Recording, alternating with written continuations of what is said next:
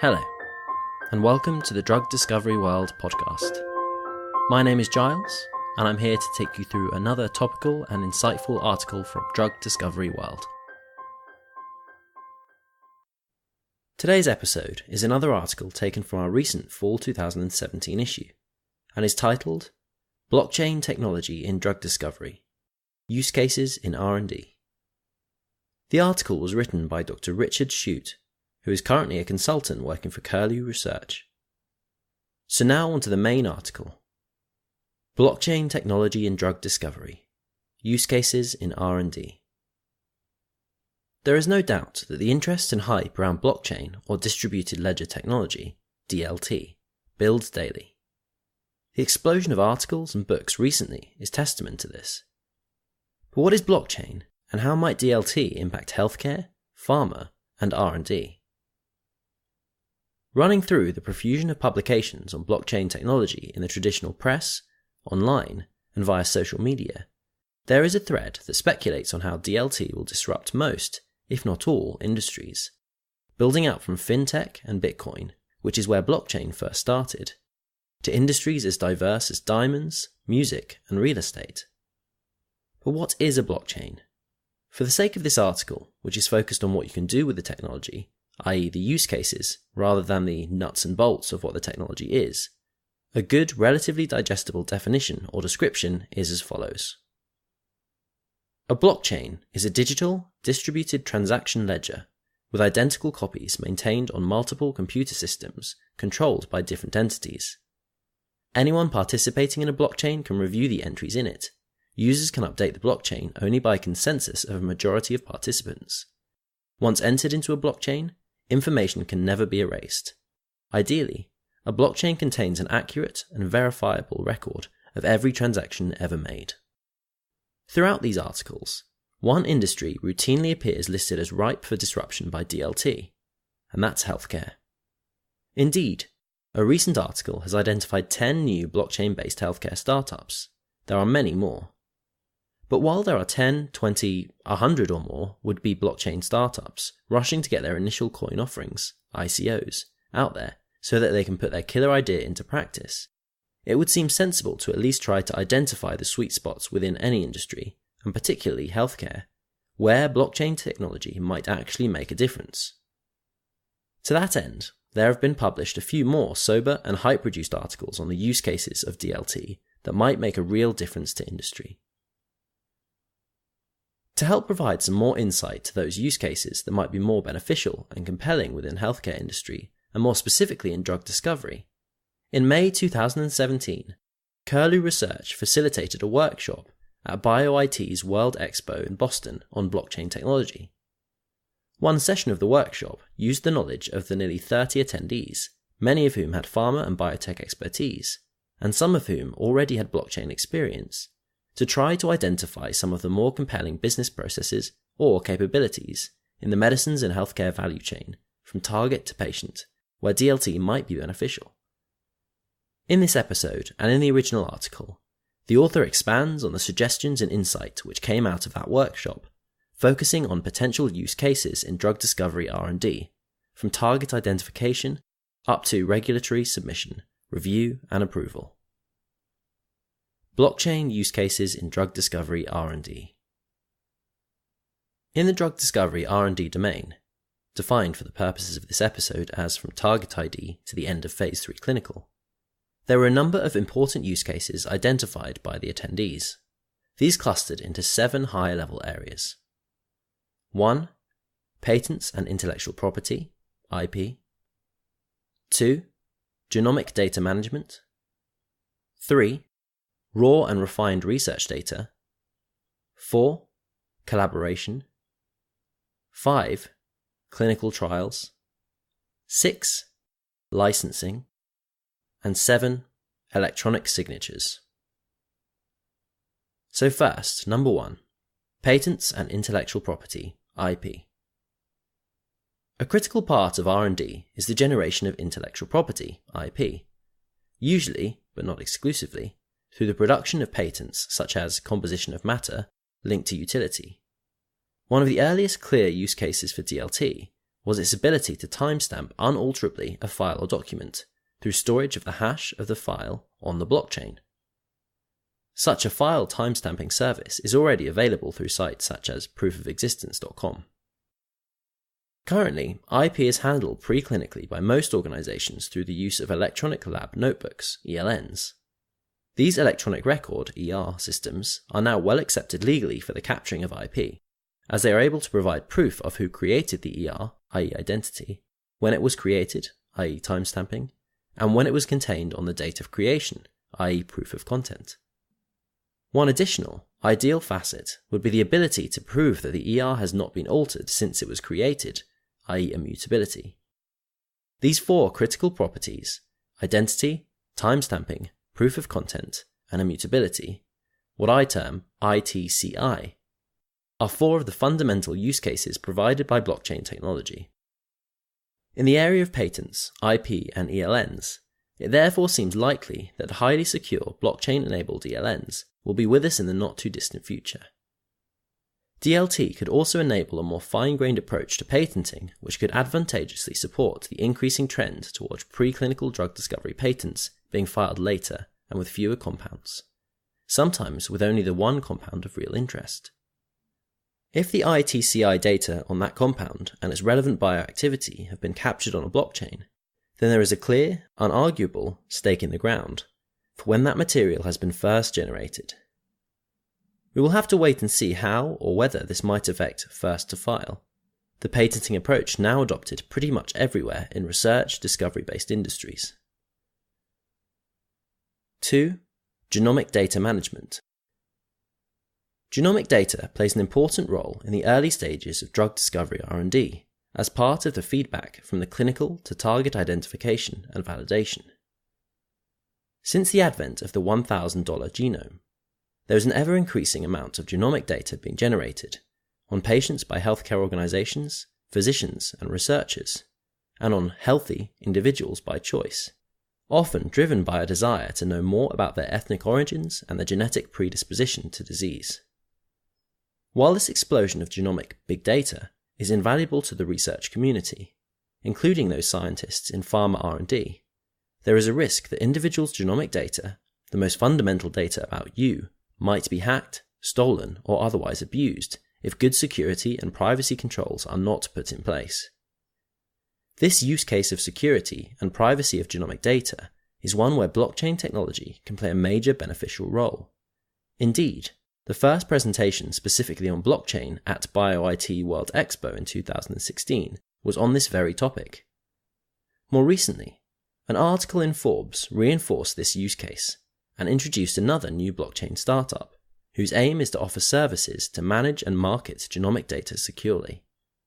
Once again, four of the fundamental properties of blockchains, identity, timestamping, content, and immutability, seem to offer great potential to make genomic data more widely and more securely available to individuals, healthcare workers, and researchers. 3. Raw and refined research data.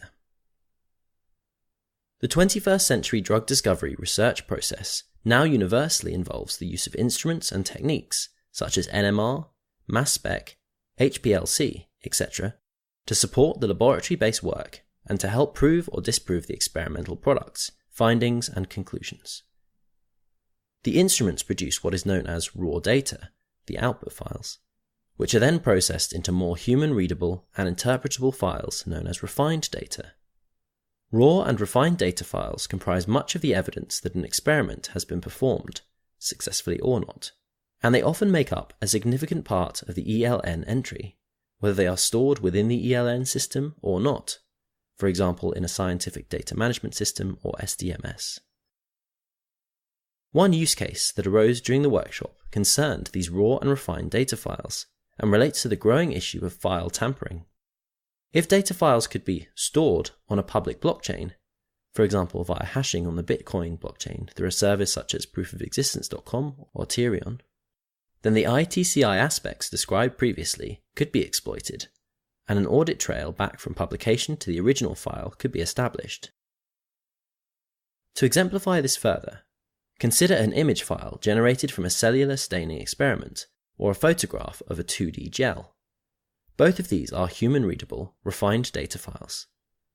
If at the time of generation the file were hashed using a public hashing algorithm, and the hash stored both in an SDMS system and on a public blockchain, then when the research is published, and the image or photograph file is reproduced in the paper along with its hash, and if the associated electronic data file is also made available for downloading, anyone can take that file, perform the same hashing routine, and compare this hash to that published in the paper, and to the same hash stored on the public blockchain.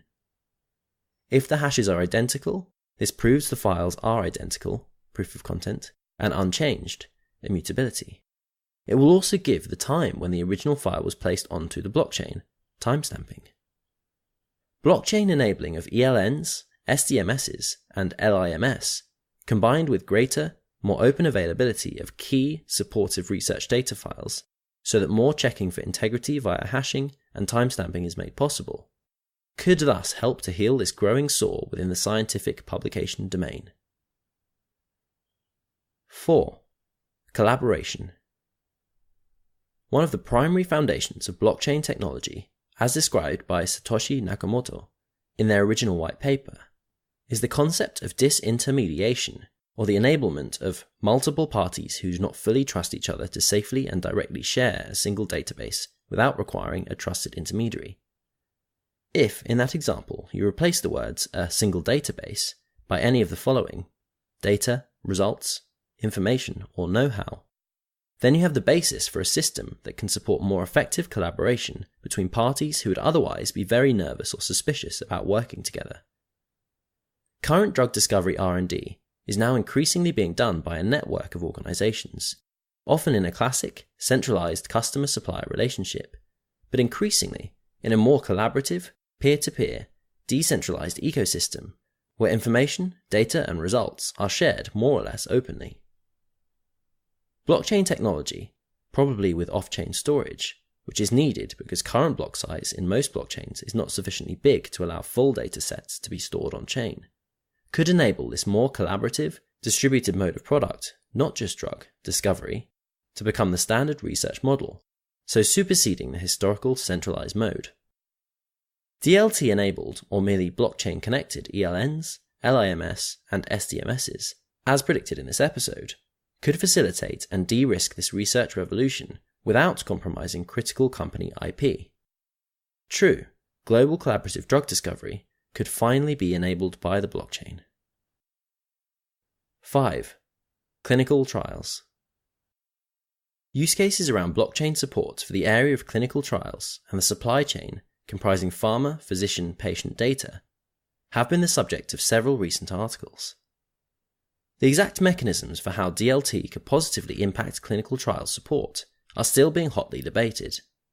Indeed, a recent heavily publicized paper describing how blockchain timestamped clinical trials protocols can improve the trustworthiness of medical science has recently been retracted.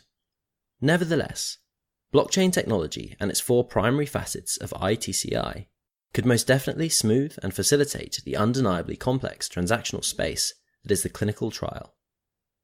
DLT could have a significant impact, from patient recruitment, supply of trial medicine, or placebo, to protocol and results securing, and from billing, to more easily allowing individual physicians to run different trials for multiple pharma. DLT may even lead to the situation where physicians are disintermediated from the clinical trials process altogether. 6. Licensing. In use case number 4 discussed previously, we discussed how DLT could help secure the newer, decentralized, more collaborative form of drug discovery. An additional arm of effective medicines discovery that has become more and more popular over the last 20 or more years has been the cross-licensing and joint development of clinical candidates. Licensing in the R&D environment does not have to just involve compounds. Technology and IP, from the use of software and content to scientific techniques and to the use of high-tech equipment, can all be subject to licensing under a variety of different contractual models, for example fixed price, measured usage, named users, royalties, all you can eat, etc. Licensing is governed by the contract that sits behind the deal.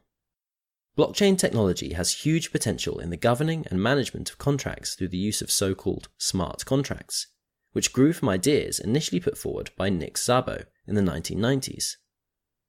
The DLT smart contract (SC) approach has been pioneered by the Ethereum Foundation. In essence, DLT smart contracts combine the concepts of classical contract law with the stored procedure ideas of traditional database technology, but using blockchain technology. The blockchain checks that certain key contractual conditions have been met, and then enforces the subsequent contractual commitments automatically. To describe this in a little more detail, a contract is an agreement between two or more people involving conditional commitments, i.e., if you do X for me, I will do Y for you. A legal contract makes those conditional commitments legally enforceable. If you fail to do X for me, I can take you to court and have you ordered to do X, or ordered to pay me compensation for failing to do X. A smart contract is effectively the same, only use some technological infrastructure to ensure that conditions have been met and or to automatically enforce commitments. This can be done using blockchain technology because the distributed ledger system can be used to confirm whether contractual conditions have been met. So if, for example, a preclinical drug candidate is cross-licensed from institution A to Pharma B, with royalty payments from B to A being dependent on, say, compound submission to the FDA, this can be encoded as a smart contract. Then, as soon as the regulatory passage has been received by the FDA, a payment is made. In the clinical trials domain, the use of smart contracts to manage billing and reduce fraudulent claims has also been proposed as a beneficial use case for DLT in healthcare. Patient recruitment to a trial could also be subject to a DLT smart contract, such that the moment the target for genuine trial recruits has been reached by a physician or healthcare organisation, some sort of remuneration to the doctor or hospital could automatically be enabled. Another possible example of the use of DLT smart contracts, not just in healthcare and not just in R&D, could be pay-as-you-go usage of software or of a high-tech scientific instrument. We have given just a few examples of the potential for blockchain-enabled smart contracts in the healthcare domain, but the huge growth in the use of the Ethereum blockchain over the last 6 to 9 months is evidence of the massive interest in DLT smart contracts in many industries, not just in healthcare. Time will tell where the most specific, value-added uses of blockchain-based smart contracts in healthcare will make their mark. 7. Electronic signatures. The digital signing of documents has become ubiquitous in modern-day business, not just across healthcare, but across multiple industries. Wherever it is critical for an individual or an organisation, or even an electronic device to affix something which confirms their identity to a document, a file, or an experiment, etc., in this modern digital age, that something now takes the form of a digital signature. A natural consequence of this is the concept of digital identity. The use of blockchain technology to support a higher level of security and immutability to next-generation digital identity, and to allow individuals to take back a higher degree of control over their own identity, has become one of the biggest areas of DLT exploration over the last few years. Numerous startup companies and several initiatives have been established to look at DLT and digital identity. For example, the Decentralized Identity Foundation, DIF. Many of the more significant global technology players have also become involved in such ventures. In drug discovery R&D, digital signatures are used, among other things, in ELNs to confirm that an experiment has been performed by an individual and that it is understandable to a second individual who is knowledgeable in the art, in documentation that will form part of any later regulatory submission, in contracts, and in good laboratory, manufacturing, or clinical practice documents.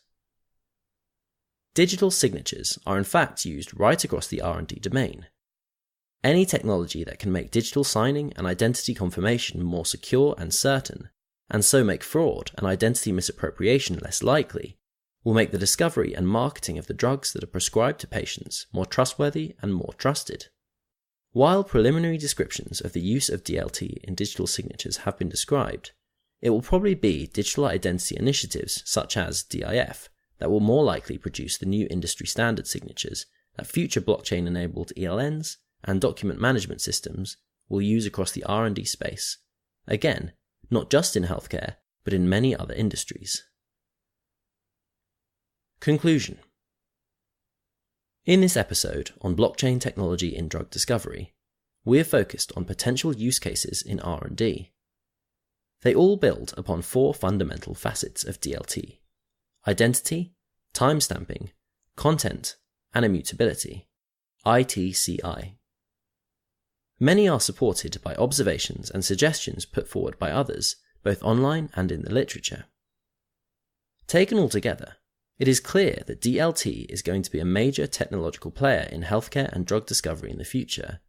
Furthermore, that future is not too far away, according to a survey of 120 senior pharmaceutical and life science leaders conducted in June 2017 by the Pistoia Alliance. This survey concluded that interest in blockchain is high, with a significant 83%, expecting blockchain to be adopted in under 5 years. When polled on the single most significant hurdle or perceived limitation that blockchain must overcome before it is adopted widely in healthcare, the leaders identified the biggest hurdle as regulatory issues, followed by concerns over data privacy. A more focused question on the specific areas where blockchain technology will have the greatest impact suggested that manufacturing and the medicine supply chain, followed by the health records area, including genomic data, were the areas likely to be most affected by DLT. These observations suggest that blockchain technology may have its biggest impact post-R&D. The author contends, however, that DLT will also disrupt the pre-submission R&D space. Some suggestions about how and where the disruption might occur along the medicine's discovery value chain were described in this episode. Time will tell whether any of these lead to successful blockchain-based products, services, or businesses, or whether some other currently unknown use case will appear that becomes the killer app for blockchain, just as email was for the internet. Rest assured, blockchain technology is here to stay, and medicine's discovery will be changed by it. This article was written by Dr. Richard Shute, who is an experienced medicinal chemist and informatics IS/IT manager. His PhD was on beta-lactam antibiotics from Nottingham University. Richard worked for more than 25 years in big pharma at ICI, Zeneca, and AstraZeneca. Half that time in chemistry, the other half in informatics. Richard has worked for Curlew Research as a consultant since 2015. He would like to thank Dr. Nick Lynch of Curlew Research for his help, advice, and support in the writing of this article.